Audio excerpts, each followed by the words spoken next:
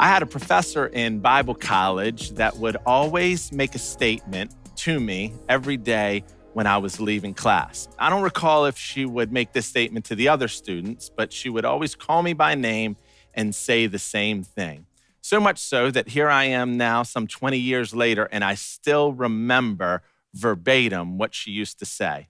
Professor Evans would say to me, "Sammy, you have but one power, and that's the power to choose. And you have but one choice, and that's to whom you will yield." Every single day, she would say that. And at its core, what Professor Evans was telling me is that I only have one power in life, and that's really the power of choice, and one choice to make, and that's to who I will give my life to, whether that be myself or whether that be to God. And really what Sister Evans, as they would used to call her, would mean is that you and I are called to live intentionally, that we are to live with a calculated understanding that our choices matter and our choices determine our future.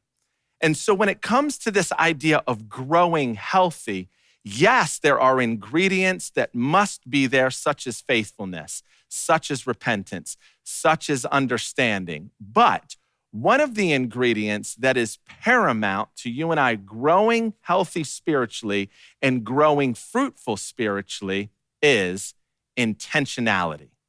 See, the reality is that God has put his fingerprint on your and my life, and he has given us the power of free will and free choice, that he has placed his image within us, and he's called our lives to matter.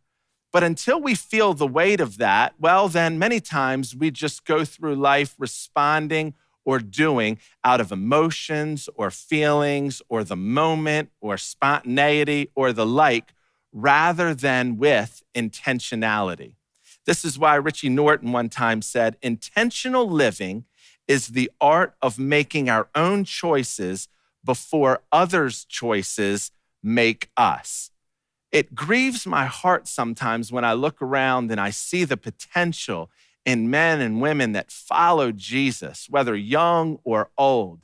They have all the potential in the world. They have gifts and they have abilities. They have strengths that I marvel at. But due to the lack of intentionality, they never come to fruition. They never grow healthy. They never produce the abundance of spiritual fruit that God has called them to bear.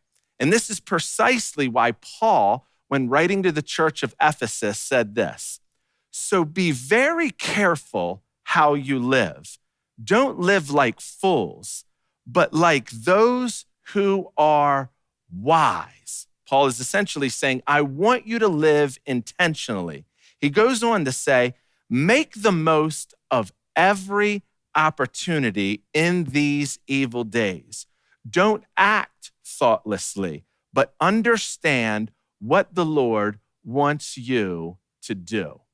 I want you to consider those in your life that you would say are fruitful, that you would say are growing healthy, those that you would say are spiritually healthy. There is a trait within them, an ingredient, as we've been saying, that they all share, and that is they're intentional. They think through their choices. They think through their actions. They think through their thoughts. They ultimately go through their day aspiring to live wise, not thoughtlessly. They're not led by their emotions. They're not led by the momentary feelings. They're not led by their simply fleshly desires, but they understand what the Lord's will is and they pursue it. Doesn't mean that they always get it right. Doesn't mean that they can walk on water. It doesn't mean that they're blameless in every action. What it does mean, though, is that there is a humility enough to say, I want to redeem the time and I want my choices to be wise. That is intentional living. And this is why John Maxwell, the great author of, I'm going to read this off my phone, the great author and leadership guru, if you will, said this: most people want to hear or tell a good story, but they don't realize that they can and should be the good story. That requires intentional living. It is the bridge that crosses the gap to a life that matters. I just want to reiterate that you are God's creation. He created you fearfully and wonderfully. He put certain gifts and abilities within you. He called you by name, and he's called you to a life that matters.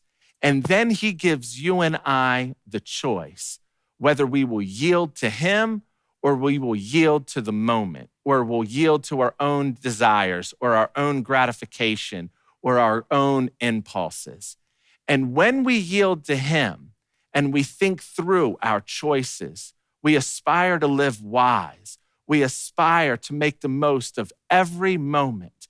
We don't live thoughtlessly. It's in that place that we find that we begin to grow healthy, we grow spiritually, and we produce spiritual fruit.